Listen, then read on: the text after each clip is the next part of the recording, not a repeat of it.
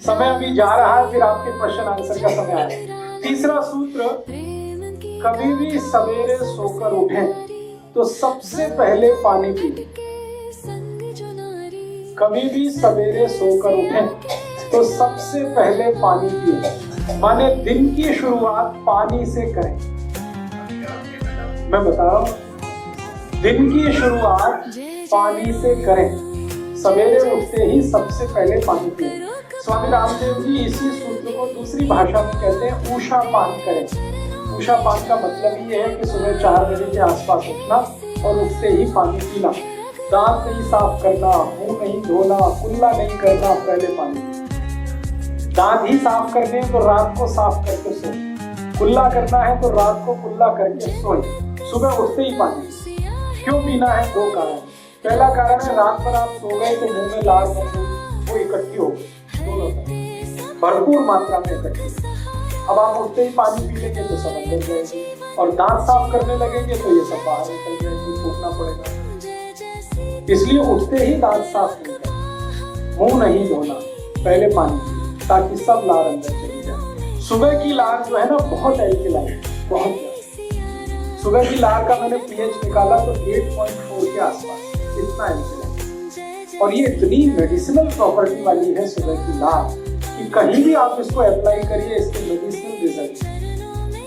बहुत लोगों को आज के जमाने में खास बीमारियां, जैसे आंखों के नीचे डार्क सर्कल हो, अगर किसी को भी ये बीमारी है तो उनको आप बोलिए सुबह सुबह की लार हाथ में लगा के ऐसे मालिश करें, हल्की।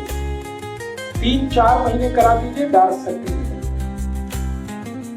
किसी को आंखों में चश्मा है और वो हटाना चाहते हैं तो सुबह की लार को आंखों में लगाइए काजल की तरह से, आपका चश्मा उतर जाए। क्योंकि चश्मा आंख में लगता ही तब है जब आंख के लिक्विड की एसिडिटी बढ़ी हुई है, और ये लार एल्कलाइन है, ये एसिडिटी को ऐसे कंट्रोल करने का चश्मा होता है।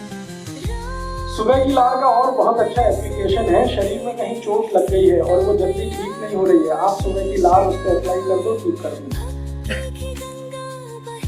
और कई तरह से इसका उपयोग होता है। जैसे किसी को कील मुहासे हो जाए, पिंपल्स हो जाए और बहुत खराब चेहरा हो जाए, उनको कहिए सुबह की लार लगा के मालिश करो, कील मुहासे का दाग भी मिटा जाए। मैंने जले हुए का दाग मिटाया है, समय लगता है 3 साल। एक बार मेरे पास एक पेशेंट आया था जिसको हाथ जल गया था, दूध गर्म दूध से हाथ जल गया था, तो ठीक हो गया लेकिन निशान नहीं मिट रहे। और उस वो पेशेंट को जरूरी था कि वो निशान मिटना ही चाहिए। वो पेशेंट एक लड़की थी, उसकी शादी होने वाली थी, तो उसके घर वाले सब परेशान थे कि ससुराल वालों ने देख लिया तो पता नहीं क्या होगा। तो मैंने कहा ऐसी कोई बात नहीं, आप बता दो उनको। मैंने कहा नहीं बताया, मैंने कहा सुबह की लार लगा लो, ठीक कर देगा। हाँ ठीक कर देगा, मैंने कहा कर देगा, इसमें मुफ्त का है, कुछ खर्चा नहीं, टैक्स फ्री है, कॉस्ट फ्री, साइड इफेक्ट नहीं है, एक्सपायरी डेट कुछ नहीं है, आप कर लो इसको। तो उसने किया, नियमित रूप से किया, 7 से 8 महीने में जले हुए का सारा निशान मिट गया, स्किन एकदम नॉर्मल। आपको कभी देखने में आया है कि जानवरों को जब भी चोट लगती है वो चाटने लगते हैं और चाट के ही ठीक कर लेते हैं? तो जानवरों का भी यही कहानी है जो मनुष्य का। जानवरों की लार भी एल्कलाइन है, क्षारीय है, और चोट को चाट कर वो ऐसे ही ठीक कर लेते हैं। गाय अपने बच्चे को चाट कर उसकी सारी बीमारी मिटा देती है, मनुष्य भी कर सकता है, बस इसमें थोड़ा सेंसिबल होने की जरूरत है। मैंने बहुत पेशेंट पे इसके एक्सपेरिमेंट किए हैं। एक पेशेंट मेरे पास है, कैंसर का है, उसको कीमोथेरेपी हुआ, तो कीमोथेरेपी में आप जानते हैं बाल बाल सब उड़ गए, लेकिन अभी वो ठीक स्थिति में है। अब उसको बाल वापस लाने हैं, तो मैंने कहा भाई लार लगाओ, तो वो लगा रहा है और धीरे धीरे नए बाल आ रहे हैं। तो सुबह की लार के बारे में मैंने बचपन में सुना था, मेरी दादी बोलती थी कि इसको थूकना नहीं तो पाप पड़ेगा, ऐसा बोलती थी मेरी दादी। अब वो उसको समझ में नहीं है भाई पाप पड़ेगा पुण्य होगा। मेरे अब समझ में आया वो क्यों बोलती थी पाप पड़ेगा, क्योंकि वो मेरे लिए कीमती है। तो इसलिए आप सुबह की लार के बारे में थोड़े कॉशियस हो जाइए, इसको ब्रश करके पेस्ट करके थूकिए मत वॉश बेसिन में, कितना वेस्ट कर रहे हैं। और उससे भी ज्यादा वेस्ट कर रहे हैं गुटखा खाके, तंबाकू खाके, जगह जगह थूक, तो शहर गंदा कर रहे हैं, शरीर का नुकसान। आपके शरीर में भगवान ने ऐसी व्यवस्था दी है, आप भगवान का धन्यवाद करिए। मेरे पास 2 पेशेंट ऐसे हैं जो कैंसर की लास्ट स्टेज में हैं और उनके बचने की संभावना बिल्कुल ना के बराबर है, क्योंकि उनकी लार ग्रंथियां पूरी तरह से खत्म हो गई हैं। अब उनको चाय भी पिलाओ, दूध भी पिलाओ तो सब बाहर आ जाता, कुछ भी अंदर नहीं जाता, क्योंकि लार ही नहीं है मुंह में। है दोनों करोड़पति, तो मुझसे कहते हैं कुछ बता दो कुछ बता दो। तो मैंने कहा अच्छा ऐसा करो, ज्यादा पैसा है आपके पास तो अमेरिका से इंपोर्ट करो। लार का सैशे आता है, अमेरिका में मिलता है। अमेरिका में कुछ कंपनियां हैं जो लार का बिजनेस करती है, वो मनुष्य की ही लार होती है, उसको जैसे शैम्पू का सैशे होता है ना, उसमें भर के बेचती है। 5 मिलीग्राम का एक सैशे 10,000 रुपए का है। तो वो दोनों कैंसर पेशेंट हर दिन 10 से 12 सैशे कंज्यूम कर लेते हैं, 60 से 70 हजार खर्च करते हैं। लेकिन स्थिति अगले दिन सुबह फिर वही हो जाती है, मुंह पूरे का पूरा सूखा रहता है। माने दूसरे की लार किसी दूसरे को काम नहीं आती, लेकिन वो अपने संतोष के लिए करते जरूर है ये काम। तो भगवान ने आपको ये व्यवस्था दी है, इसको खराब मत करना। अब ये व्यवस्था खराब कहाँ होती है और कैसे होती है वो जरूर। लार बनना सबसे ज्यादा कम होता है तब जब आप कोई ऐसी वस्तु का उपयोग करें अपने मुंह में जो एंटी एल्कलाइन है। एंटी एल्कलाइन माने क्षार के विरुद्ध कोई भी वस्तु आप उपयोग करेंगे मुंह में तो लार का बनना कम होगा, उसका उत्पन्न कम होगा। अब ऐसी कौन सी वस्तुएं हैं हमारे जीवन में? आप जितने भी टूथपेस्ट करते हैं ये सब एंटी एल्कलाइन, ये सब आपकी लार की उत्पन्न करने की क्षमता को घटाते हैं। कॉलगेट हो, क्लोजअप हो, पेप्सोडेंट हो, सिबाका हो, फॉरहंस हो, सारे के सारे टूथपेस्ट ऐसे हैं जो एल्कलिनिटी को घटाते हैं।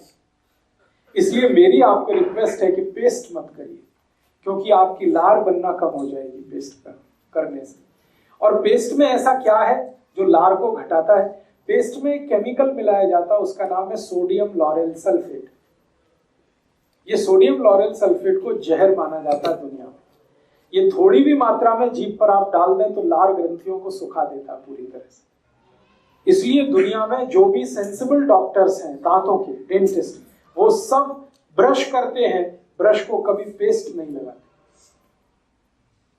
अमेरिका, यूरोप के बहुत सारे डेंटिस्ट को मैं जानता हूं थ्रू ईमेल, और मैं उनसे बार बार पूछता हूं आप क्या करते हो, पेशेंट को क्या बताते हो, आप क्या करते हो? वो कहते हैं we do not use any toothpaste, हम नहीं यूज करते, हम इस्तेमाल ही नहीं करते। क्यों? वो कहते तुमको नहीं मालूम लार बनना कम हो जाता है। तो मैं पूछता आप करते क्या? तो उनका खाली ब्रश रगड़ते हैं, पेस्ट नहीं लगाते। टीवी में दिखाते हैं ब्रश भर भर के पेस्ट। अमेरिका में कहते बिल्कुल थोड़ा सा लें, क्योंकि इसमें सोडियम लॉरेल सल्फेट है और वो आपकी लार उत्पादन क्षमता को खत्म कर देगा, तो थोड़ा सा ही लेना। हमको टीवी बताता ब्रश भर भर के लेना और दिन में 3-3 बार लेना, सुबह भी लेना, दोपहर को लेना, शाम को लेना। तो ये टीवी के जो एडवर्टीजमेंट है जिससे हम फंसे हैं, इसमें से बाहर निकलिए। जो सेंसिबिलिटी है और आपकी इंटेलिजेंसी है उसका यूज करिए। लार को बढ़ाने वाली चीजों से दांत साफ करिए, ना कि घटाने वाली चीजों से। तो आप बोलेंगे कौन सी चीजें हैं जो लार को बढ़ाती है? नीम का दातुन सबसे ज्यादा लार बढ़ाता है, करके देख लीजिए। नीम के दातुन को जैसे ही आप दांत के बीच में फंसाएंगे तुरंत लार बनना शुरू हो जाए। नॉर्मल जितनी बनती है उससे 3 गुना ज्यादा बनेगी, करके देखिए। और जैसे जैसे आप उसको चबाते जाएंगे लार का प्रोडक्शन बढ़ते ही जाएगा, बढ़ते ही जाएगा, बढ़ते ही जाएगा। इसलिए बेस्ट क्वालिटी है नीम का दातुन। ऐसे ही बबूल का दातुन, बबूल का दातुन जितना चबाएंगे लार का उत्पादन उतना ही बढ़ेगा। फिर आप बोलेंगे नीम का दातुन चबाते समय लार को क्या करना? पीते रहिए, उसको थूकिए मत।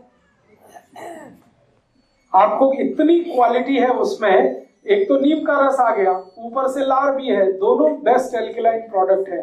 नीम के दातुन को चबाते हुए जो लार को पी सकते हैं, मैं उनको स्टाम्प पेपर पे लिख के दे सकता हूं जिंदगी में डायबिटीज कभी हो नहीं सकती। अर्थराइटिस होगा नहीं कभी आप, क्योंकि एसिडिटी बढ़ेगी नहीं ब्लड की, एल्कलाइन रहेगा ब्लड, और ब्लड एल्कलाइन रहेगा तो diabetes, arthritis, heart attack, cardiac arrest, brain haemorrhage, paralysis कुछ नहीं होने वाला। इसलिए नीम को भारत में दातुन के लिए सबसे अच्छा माना है। तो आप इसको हमेशा याद रखिए कि पानी को घूट घूट पीना ही सबसे उत्तम है।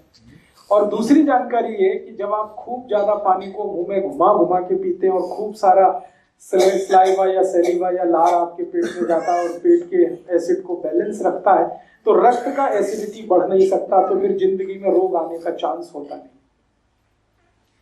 मैंने ये एक्सपेरिमेंट बहुत सारे ऐसे लोगों पे किए जिनको मोटापा है, बहुत ज्यादा वजन बढ़ा हुआ है। मेरे ऐसे कई दोस्त हैं जो आईटी इंडस्ट्री में काम करते हैं, सॉफ्टवेयर में काम करते हैं, जिनको मोटापा बहुत है, वजन उनका 150 किलो है, 160 किलो है, 170 किलो है।